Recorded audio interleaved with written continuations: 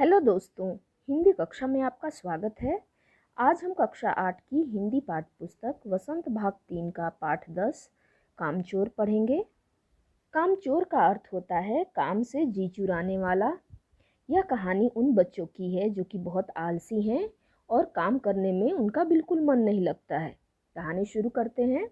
बड़ी देर के वाद विवाद के बाद यह तय हुआ कि सचमुच नौकरों को निकाल दिया जाए। आखिर ये मोटे मोटे किस काम के हैं?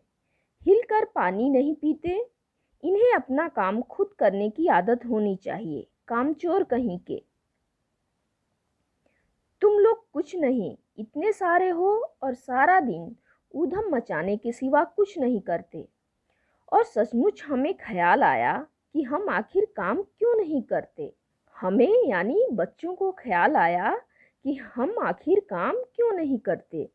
हिलकर पानी पीने में अपना क्या खर्च होता है, इसलिए हमने तुरंत हिल हिलाकर पानी पीना शुरू किया। हिलने में धक्के भी लग जाते हैं और हम किसी के दबैल तो थे नहीं कि कोई धक्का दे तो सह जाएं। लीजिए, पानी के मटकों के पास ही घमासान युद्ध हो गया। सुराहियां उधर लुढ़की, मटके इधर गए, कपड़े भीगे सो अलग। यह भला काम करेंगे, अम्मा ने निश्चय किया। करेंगे कैसे नहीं, देखो जी, जो काम नहीं करेगा उसे रात का खाना हरगिज नहीं मिलेगा, समझे। यह लीजिए, बिल्कुल शाही फरमान जारी हो गया। हम काम करने को तैयार हैं, काम बताए जाएं। हमने दुहाई दी। बहुत से काम हैं जो तुम कर सकते हो। मिसाल के लिए, यह दरी कितनी मैली हो रही है, आंगन में कितना कूड़ा पड़ा है, पेड़ों में पानी देना है। और भाई, मुफ्त तो यह काम करवाए नहीं जाएंगे, तुम सबको तनख्वाह भी मिलेगी। अब्बा मियाँ ने कुछ काम बताए और दूसरे कामों का हवाला भी दिया। माली को तनख्वाह मिलती है। अगर सब बच्चे मिलकर पानी डालें तो हैं, खुदा के लिए नहीं, घर में बाढ़ आ जाएगी, अम्मा ने याचना की। फिर भी तनख्वाह के सपने देखते हुए हम लोग काम पर तुल गए। एक दिन फर्शी दरी पर बहुत से बच्चे जुट गए और चारों ओर से कोने पकड़कर झटकना शुरू किया। दो चार ने लकड़ियां लेकर धुआंधार पिटाई शुरू कर दी। सारा घर धूल से अट गया। खांसते खांसते सब बेदम हो गए। सारी धूल जो दरी पर थी, जो फर्श पर थी, सबके सिरों पर जम गई, नाकों और आंखों में घुस गई। बुरा हाल हो गया सबका। हम लोगों को तुरंत आंगन में निकाला गया। वहां हम लोगों ने फौरन झाड़ू देने का फैसला किया। झाड़ू क्योंकि एक थी और तनख्वाह लेने वाले उम्मीदवार बहुत, इसलिए क्षण भर में झाड़ू के पुर्जे उड़ गए। जितनी सिंके जिसके हाथ पड़ी वह उनसे ही उल्टे सीधे हाथ मारने लगा। अम्मा ने सिर पीट लिया। भाई, ये बुजुर्ग काम करने दे तो इंसान काम करे। जब जरा जरा सी बात पर टोकने लगे तो बस हो चुका काम। असल में झाड़ू देने से पहले जरा सा पानी छिड़क लेना चाहिए। बस यह ख्याल आते ही तुरंत दरी पर पानी छिड़का गया। एक तो वैसे ही धूल से अटी हुई थी, पानी पड़ते ही सारी धूल कीचड़ बन गई। अब सब आंगन से भी निकाले गए। तय हुआ कि पेड़ों को पानी दिया जाए। बस सारे घर की बाल्टियां, लोटे, तसले, भगोने, पतीलियां लूट ली गईं। जिन्हें ये चीजें भी न मिली, वे डोंगे, कटोरे और गिलास ही ले भागे। अब सब लोग नल पर टूट पड़े। यहाँ भी वह घमासान मची कि क्या मजाल जो एक बूंद पानी भी किसी के बर्तन में आ सके। ठूसम ठास, किसी बाल्टी पर पतीला और पतीले पर लोटा और भगोने और डोंगे। पहले तो धक्के चले, फिर कुहनियाँ और उसके बाद बर्तन। फौरन बड़े भाइयों, बहनों, मामुओं और दमदार मौसियों, फूफियों की कुमक भेजी गई। फौज मैदान में हथियार फेंककर पीठ दिखा गई। इस धींगा मुश्ती में कुछ बच्चे कीचड़ में लथपथ हो गए। धींगा मुश्ती का अर्थ होता है धक्का मुक्की। तो धक्का मुक्की में कुछ बच्चे कीचड़ में लथपथ हो गए, जिन्हें नहलाकर कपड़े बदलवाने के लिए नौकरों की वर्तमान संख्या काफ़ी नहीं थी। पास के बंगलों से नौकर आए और 4 आना प्रति बच्चा के हिसाब से नहलवाए गए।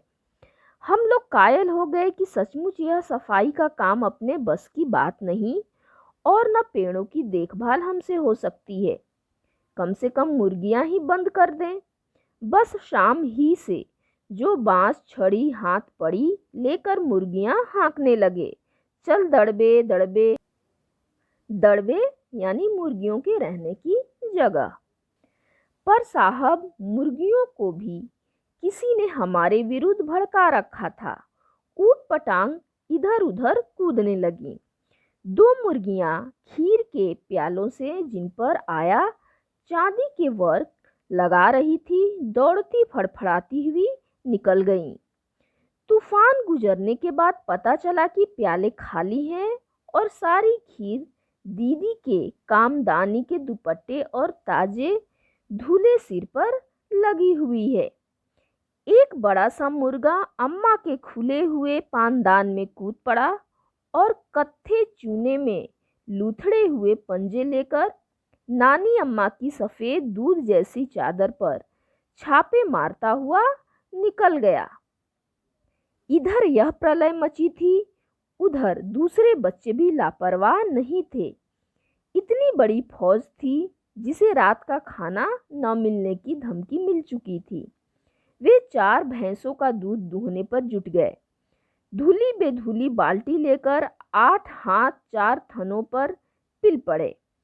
भैंस एकदम जैसे चारों पैर जोड़कर उठी और बाल्टी को लात मारकर दूर जा खड़ी हुई। तय हुआ कि भैंस की अगाड़ी पिछाड़ी बांध दी जाए, यानी आगे और पीछे के पैरों को बांध दिया जाए और फिर काबू में लाकर दूध दूह लिया जाए। बस झूले की रस्सी उतारकर भैंस के पैर बांध दिए गए। पिछले 2 पैर चाचा जी की चारपाई के पायों से बांध अगले 2 पैरों को बांधने की कोशिश जारी थी कि भैंस चौकन्नी हो गई। छूटकर जो भागी तो पहले चाचा जी समझे कि शायद कोई सपना देख रहे हैं। फिर जब चारपाई पानी के ड्रम से टकराई और पानी छलक कर गिरा तो समझे कि आंधी तूफान में फंसे हैं, साथ में भूचाल भी आया हुआ है। फिर जल्दी ही उन्हें असली बात का पता चल गया और वह पलंग की दोनों पटियां जकड़े बच्चों को छोड़ देने वालों को बुरा भला सुनाने लगे। यहाँ पर बड़ा मज़ा आ रहा था। भैंस भागी जा रही थी और पीछे पीछे चारपाई और उस पर बैठे हुए थे चाचा जी। ओहो, एक भूल ही हो गई, यानी बछड़ा तो खोला ही नहीं, इसलिए तत्काल बछड़ा भी खोल दिया गया। तीर निशाने पर बैठा और बछड़े की ममता में व्याकुल होकर भैंस ने अपने खुरों को ब्रेक लगा दिए। बछड़ा तत्काल जुट गया। दूहने वाले गिलास कटोरे लेकर लपके, क्योंकि बाल्टी तो छपाक से गोबर में जा गिरी थी। बछड़ा फिर बागी हो गया। कुछ दूध जमीन पर और कपड़ों पर गिरा। 2-4 धारें गिलास कटोरों पर भी पड़ गईं। बाकी बछड़ा पी गया। यह सब कुछ मिनट के 3/4 में हो गया। घर में तूफान उठ खड़ा हुआ। ऐसा लगता था जैसे सारे घर में मुर्गियां, भेड़ें, टूटे हुए तसले, बाल्टियां, लोटे, कटोरे और बच्चे थे। बच्चे बाहर किए गए, मुर्गियां बाग में हकाई गईं। मातम सा मनाती तरकारी वाली के आंसू पोंछे गए और अम्मा आगरा जाने के लिए सामान बांधने लगी। या तो बच्चा राज कायम कर लो या मुझे ही रख लो, नहीं तो मैं चली मायके, अम्मा ने चुनौती दे दी। और अब्बा ने सबको कतार में खड़ा करके पूरी बटालियन का कोर्ट मार्शल कर दिया। अगर किसी बच्चे ने घर की किसी चीज़ को हाथ लगाया तो बस रात का खाना बंद हो जाएगा। ये लीजिए, इन्हें किसी करवट शांति नहीं। हम लोगों ने भी निश्चय कर लिया कि अब चाहे कुछ भी हो जाए, हिलकर पानी भी नहीं पिएंगे। इस्मत चुगताई द्वारा लिखित कहानी कामचोर एक पारिवारिक समस्या पर आधारित कहानी है जिसमें उधम मचाने वाले बच्चों से होने वाली परेशानियों को रोचक तरीके से प्रस्तुत किया गया है। तो इसके साथ ही यह वीडियो समाप्त होता है। अगले वीडियो में हम फिर मिलते हैं। धन्यवाद।